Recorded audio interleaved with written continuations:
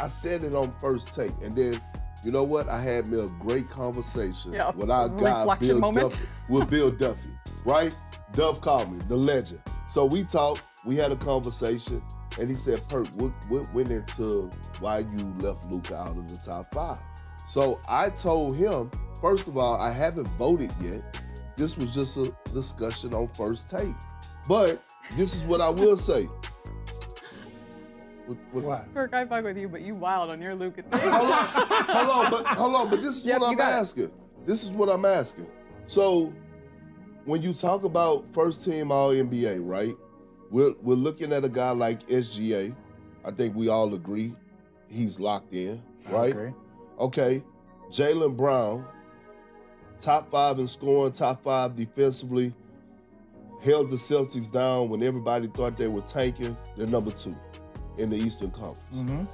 All right, probably the favorite to win the East now. Wemby with the Spurs. Coming into this season, I thought, I don't know with Allie or Richard how y'all felt, but we thought the Spurs was gonna be that moment to creep into the playoffs, maybe through the play-in tournament. Nobody expected a fucking 50-win season, right? And the numbers that he's putting up on both ends of the floor. Okay, Wemby's locked in. So then I got to look at, I say, well, who's else out there? Cade Cunningham, before this, because this is when I said it. Cade, number 1 in the Eastern Conference, putting up big numbers, best record. Okay, how can you leave him out? So then it came down to, is it Jokic or is it Luka? Because I'm looking at... That's fair. I'm listening. So I'm like, is Luka in there and I put Jokic second team? Think about that for a second. What's up, y'all? Allie here, Richard here. If you're watching this video and you haven't subscribed yet, make sure to go hit that subscribe button to stay tapped in with Road Trippin' all season long. You don't want to miss what we have in store. So subscribe, hit that notification bell, tell a friend to tell a friend. Road Trippin' is here. We're taking over. No, stop blaming us for what Perk says. This is the thing.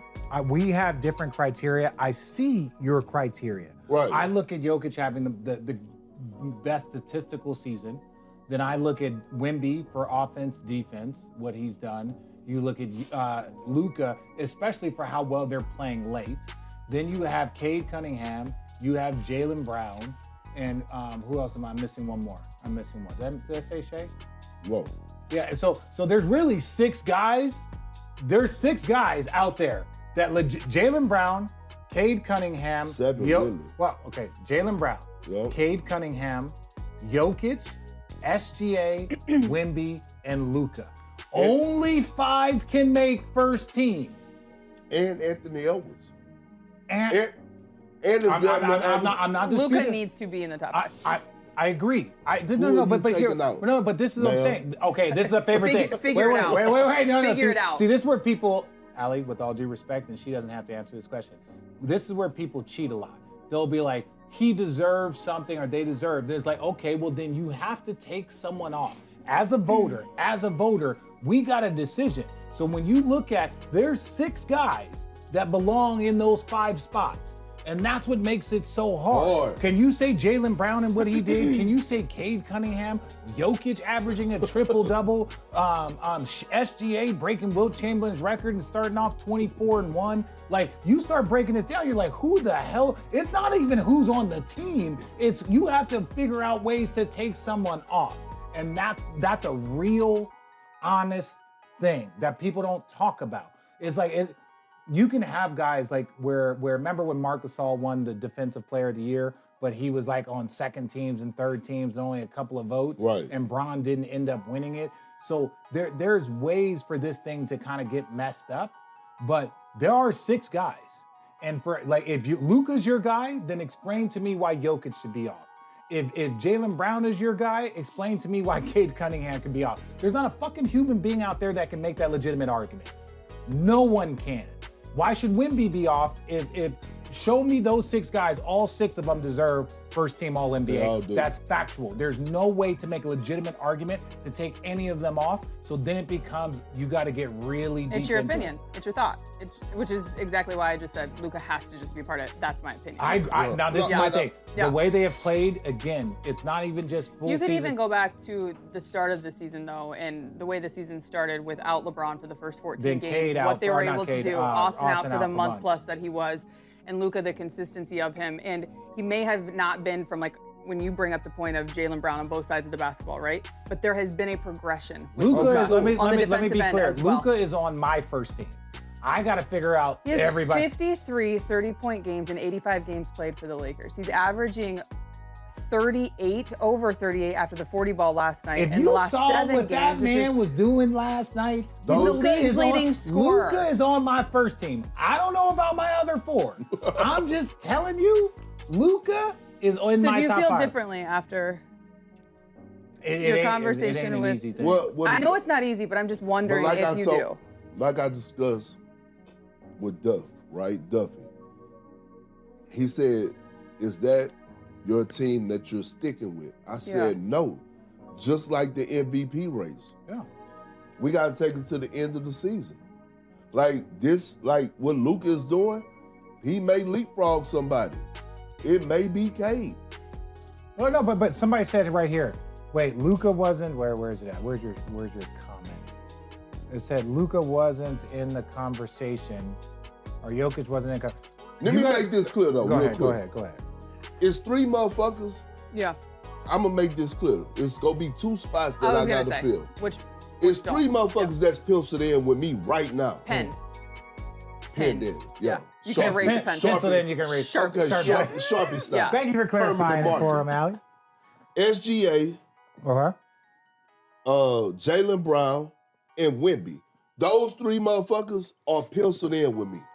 Period. Oh, okay. It's from. I hear you. Wait. Luka wasn't in the combo when they were the 6th seed. Why is it okay for Jokic? That's the thing. And that's a real conversation. It is a real conversation, but stay with me. If you look at it, a week ago, the Lakers were the 6th seed. I was about to say, can we factor Tomorrow, in the they're movement? the 3 seed. Yeah. Now the Lakers have won a game against Denver, which was a tiebreaker. They went into Houston, won back-to-back games in Houston. So those got three the tiebreaker. got the tiebreaker last week versus Minnesota. So when you look at, okay, a lot of it is over the course of the season, but now when we start to get really tight and narrow, let's look at who's playing well the last 10, 15 games. Yeah. That can be the difference between the first team and the second team. And all of them deserve first team. Every year a person wins the MVP, and there's 3 guys that legitimately could win the MVP. So it makes it a very, very difficult decision. You can be like, okay, this is my guy. I think it's harder to pick first team All-NBA than it is to pick the MVP. I think it's harder because you're going to leave off a possible MVP candidate and put him on second team. Point, which I might add, JJ did scrimmage with the team earlier this year. He told us he knew what he shot. 7 of 10, 5 of 8 from 3, and then didn't want to tell anyone he kind of pulled a groin muscle. But nonetheless. Well, how many points did he give up? Yeah, that's fair. Right. He didn't tell us about that. But, Perk, what did last night show you after what we saw from LeBron? Well, let me say this. So my sons went to the game last night, right? And they saw JJ after the game. They was in the back. So JJ, they called my wife, and JJ had a message for me. He said, tell your Perk to stop talking ish about me. Right? So guess what, JJ? I'm gonna give you your damn flowers today. You've been coaching your ass off. We see the spirit of this team. We see the camaraderie. We see the passion, the energy. I always evaluate LeBron James, not only if he's going to put on these dunks or make these tough shots. I look at his body language. He's bought in right now. I'm looking at a DeAndre Ayton, who wasn't getting minutes 2 or 3 weeks ago in the 4th quarter, is now a vital and crucial piece to their success throughout this last stretch. JJ Redick has got the ears back of this locker room again, Wendy.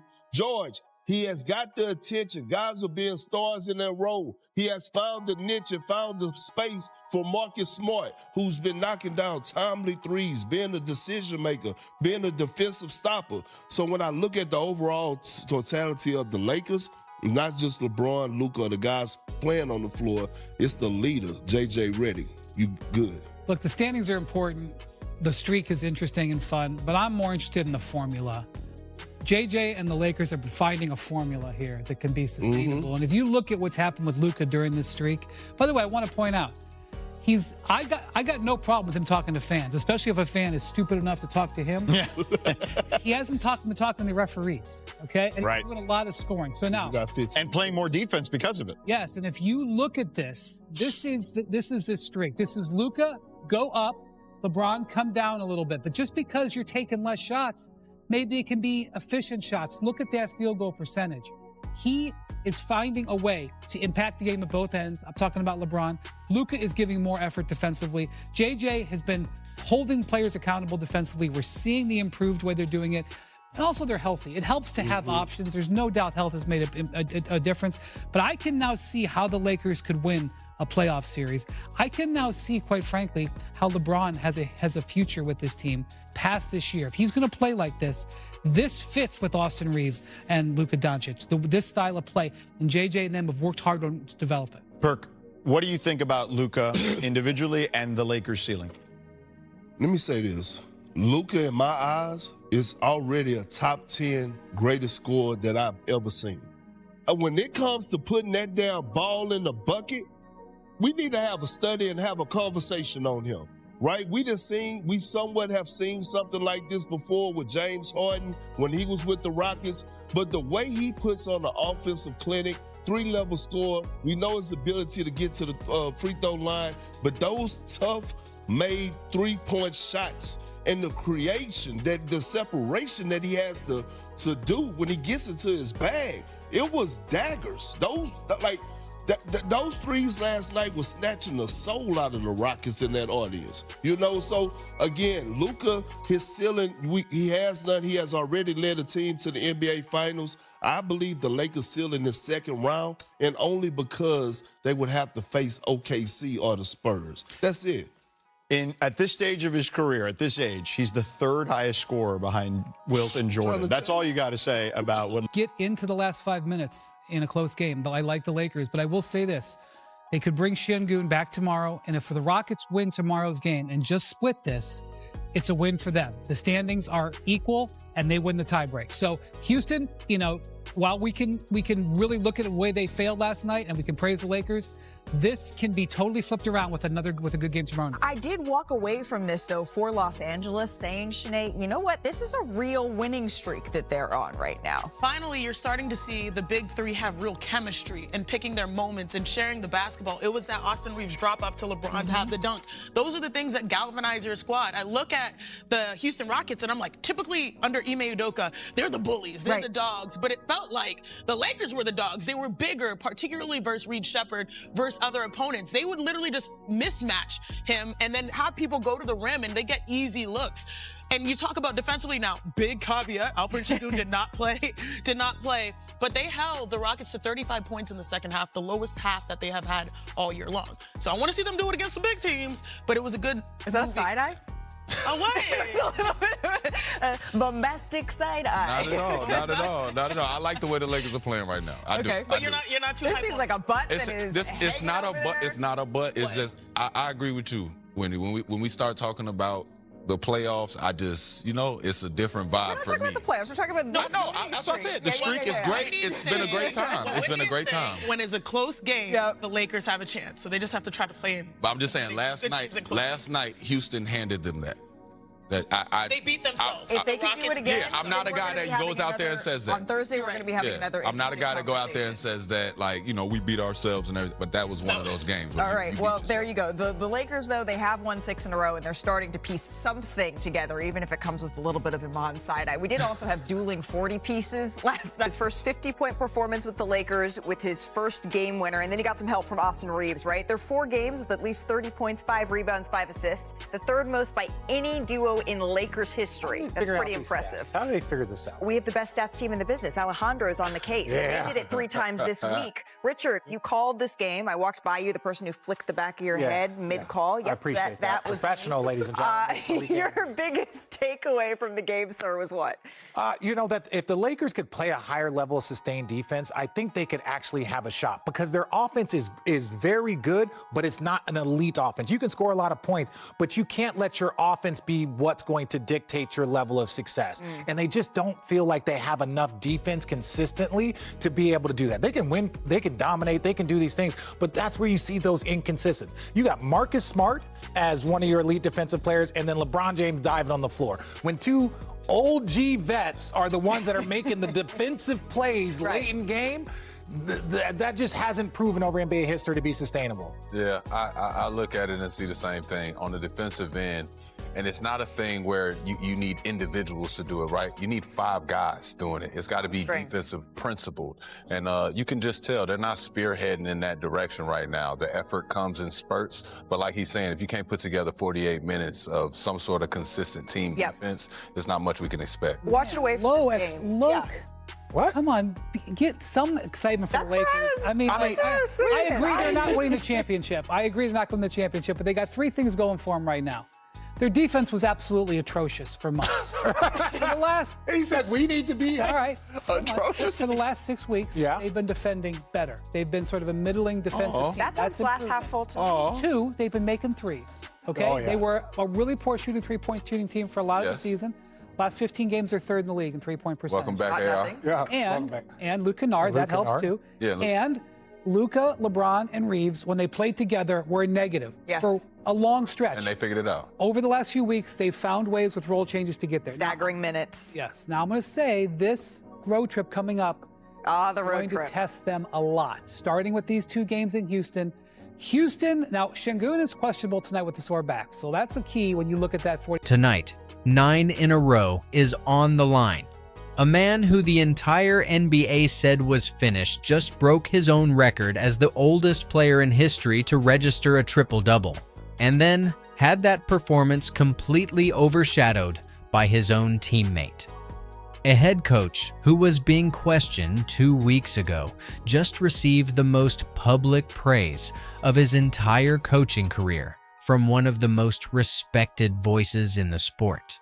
A rival who has beaten championships and faced legends for 14 seasons just went on his podcast and said something about this Lakers team that every single contender in the Western Conference needs to hear. And a rookie center playing for the Sacramento Kings is quietly making the Lakers front office lose sleep over a decision made in last year's draft that nobody was talking about until right now. The Los Angeles Lakers are 45-25, riding 8 consecutive victories. And tonight, they walk into the Kia Center in Orlando looking to do something this franchise has not done since January of 2020. Everything you need to know about where this team stands, where it is going, and what the rest of the NBA is quietly afraid of. It is all right here. If you are riding with the Lakers through every single game of this run, hit that like button right now, because we have a lot to get through tonight. So let us begin talking firstly about LeBron James. Because before we talk about tonight's game, before we talk about Draymond Green's warning, before we talk about the draft decision that is aging poorly, we need to address something that LeBron said publicly this week that every single fan who stuck with him through the hard stretch of this season deserves to hear directly. For weeks, a significant portion of the NBA media was pushing a narrative that had become impossible to ignore. The Los Angeles Lakers were better without LeBron James. And on the surface, there was a statistical argument to be made. The team went 9-2 when Luka Doncic and Austin Reeves played without him during certain stretches. They held the New York Knicks to 97 points and the Minnesota Timberwolves to 106 in back-to-back games without LeBron in the lineup, and Jalen Brunson and Anthony Edwards combined to shoot 10 for 34 in those contests. The defense looked sharper. The rotations looked tighter. And for a brief moment, the conversation shifted in a direction that felt genuinely uncomfortable for everyone who has been a LeBron believer since the beginning. LeBron heard all of it. He let it sit. And then he went out and had a 19-point, 15-rebound, 10-assist triple-double against the Miami Heat, the second triple-double of his season and his second straight game making history, and walked to the microphone afterward and said with complete calm, "They are absolutely wrong." He said the narrative sells papers and clippings and podcasts a lot more easily than the truth does, and that the people pushing it are simply wrong. But here is the thing that matters more than anything LeBron said. It is what he did to make that statement credible. He is averaging 20.4 points on 64.6% shooting over his last 5 games while taking only 13 field goal attempts per night. He is co-leading the team in rebounds and third in assists. He fully embraced the third fiddle role, took himself out of the primary offensive structure, let Doncic and Reeves control the ball and the decisions, and the result has been 8 consecutive victories. The narrative about the Lakers being better without him was not entirely wrong in identifying that the team needed a different version of LeBron, but it was completely wrong in suggesting that the solution was his absence rather than his evolution. I believe that the most underrated story of this entire winning streak is not any single performance or any single statistic. It is a 41-year-old man with 4 championships and every individual record imaginable, choosing to restructure his entire game around what his teammates need rather than what his legacy demands. That choice is what changed everything.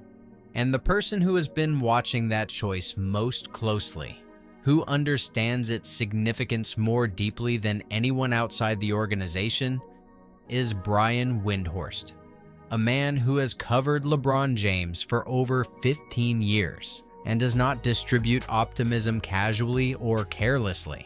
Windhorst appeared on ESPN this week and said something that I want every Lakers fan to sit with carefully, because it is not a statistical observation and it is not a tactical breakdown.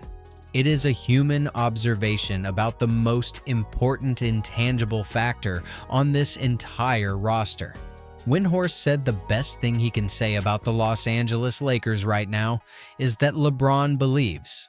He explained that over the decades of watching LeBron, there are moments in certain seasons where you can tell, just by watching him, just by reading his body language and his mannerisms, that he has stopped fully believing in his team. Not a conscious decision, not a public statement, just a gradual withdrawal of that specific energy that championship-level basketball requires from its best player. Windhorst said he does not see that right now. He sees the opposite. He sees a LeBron James who is completely locked in, completely invested, and completely convinced that this specific group of people has a genuine chance to win something important. And then, Windhorst went even further. He said he can now see how the Lakers win a playoff series, and he can now see, quite frankly, how LeBron has a future with this team past this current season. That sentence, from that specific person, is not a throwaway comment. It is the considered judgment of someone who has watched LeBron James navigate the difference between teams he truly believed in and teams he was simply performing for, and who is now publicly stating that what he sees right now belongs in the first category.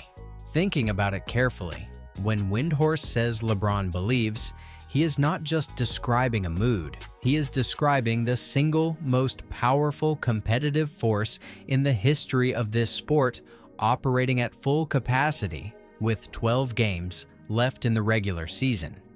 That internal belief, that body language that Windhorst described, that complete buy-in from the most decorated player in the history of the franchise, All of it is directly connected to the man who rebuilt this team from the inside after the darkest stretch of the season. JJ Redick deserves a conversation that goes beyond the wins and losses, because what he did between the middle of February and right now is genuinely one of the most underappreciated coaching jobs happening anywhere in the NBA this season. Kendrick Perkins said it loudly and publicly on NBA Today. JJ, I am going to give you your flowers. You is coaching your behind off. And then Perkins walked through exactly why that statement was earned.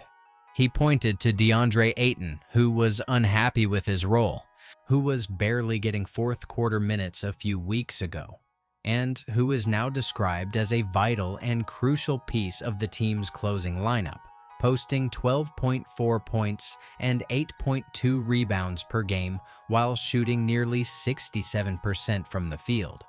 He pointed to Marcus Smart, who signed for $5 million on a buyout and could have disappeared into the rotation as a quiet veteran, and who has instead found his exact purpose: defensive stopper, timely three-point shooter at 39% this month, decision maker in critical possessions, the emotional heartbeat of a team that previously lacked one.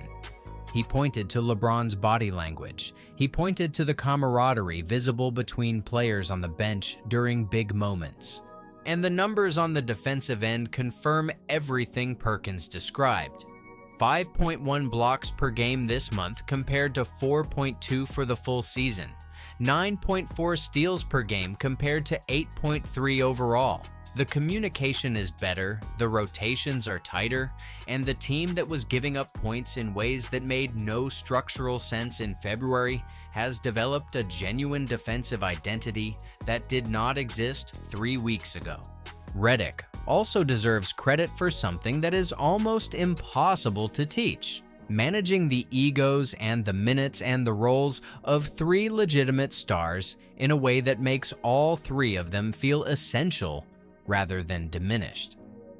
I believe the Redick coaching job over this 8-game winning streak will be studied carefully by people who analyze team building and professional basketball, because rebuilding cohesion this quickly around this many personalities and this many expectations requires a level of human management that most coaches in this league simply do not possess.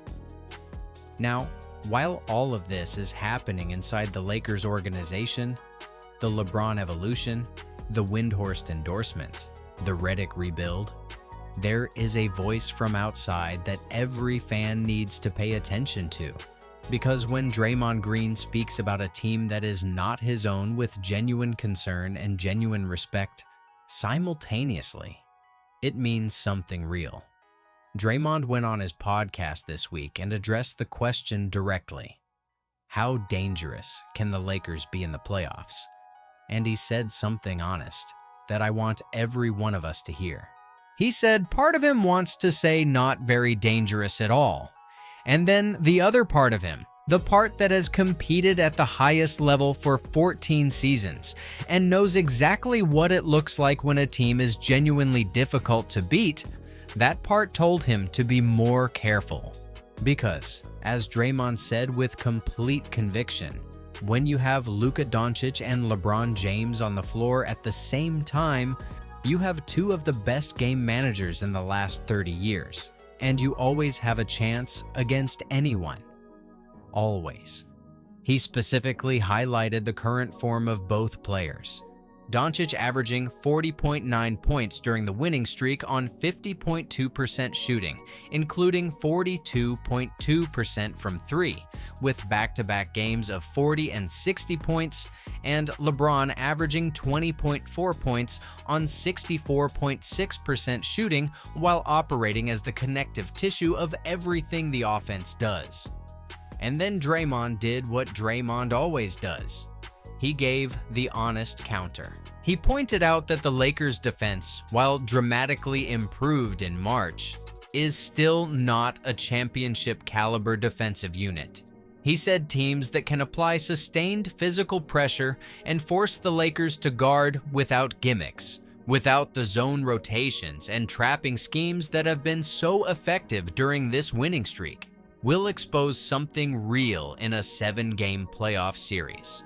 He said maybe 1 game, maybe 2 games of that defensive approach works before opponents find the plays to dice it up, and then you need to guard with real man defense for real stretches of real playoff basketball.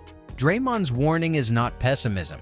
It is the most useful and honest assessment of this team's ceiling and this team's floor that anyone has offered publicly.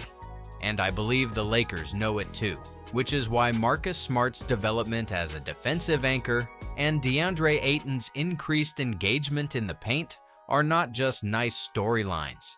They are the specific things this team needs to answer Draymond's concern before the playoffs begin.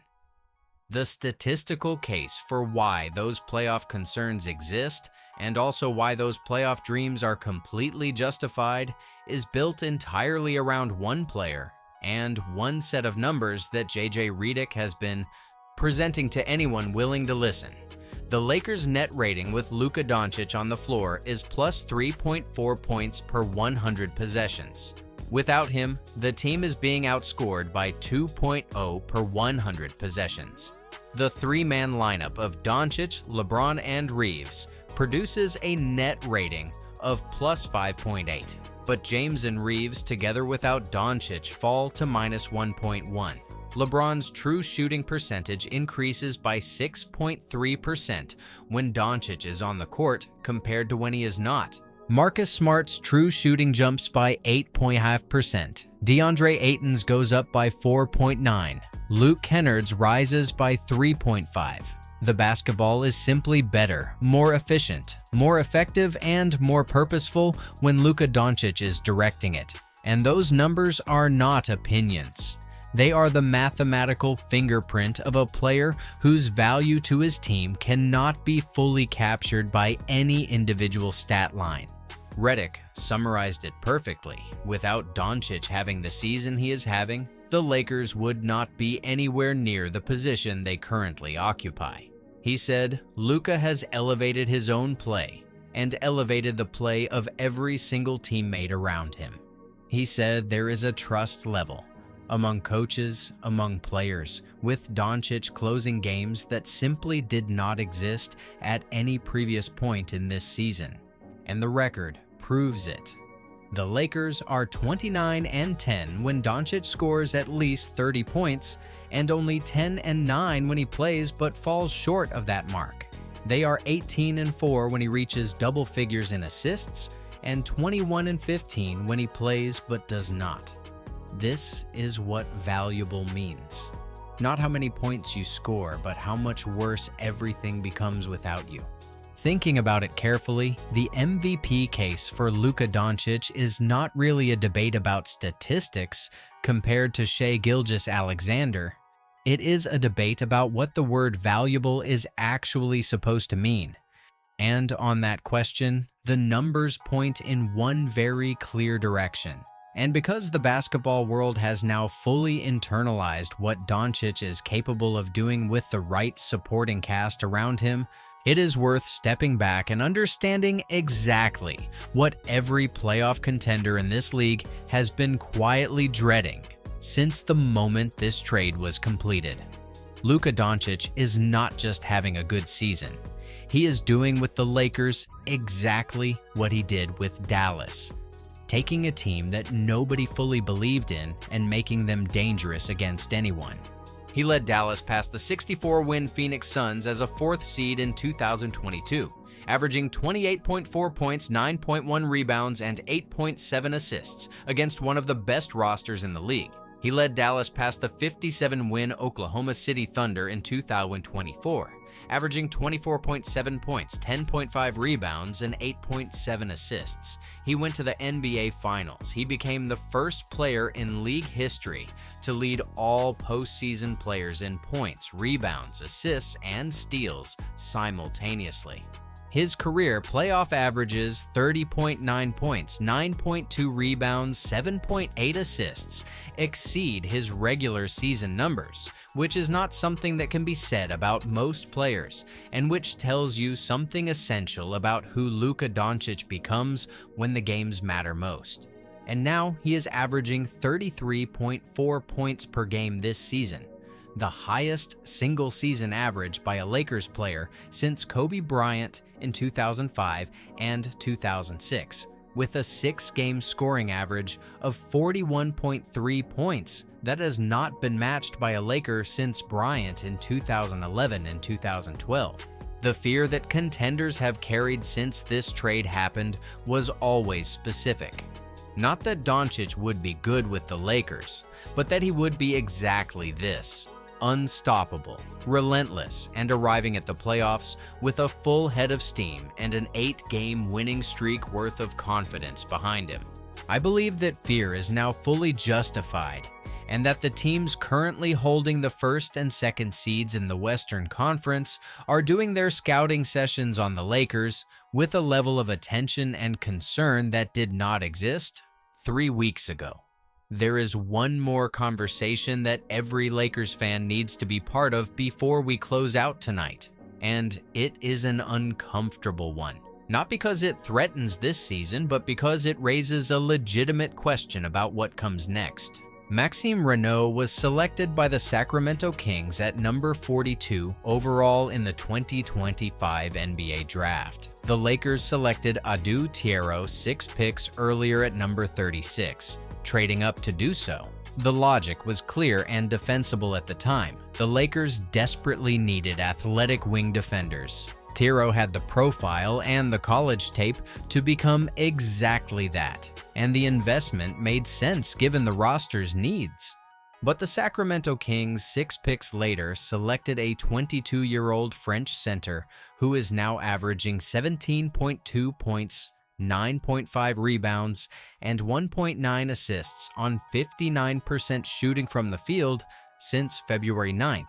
And who has scored 30 or more points in consecutive games, the first Kings rookie to accomplish that in 33 years, joining a list of 30-point rookies this season that otherwise consists entirely of lottery picks.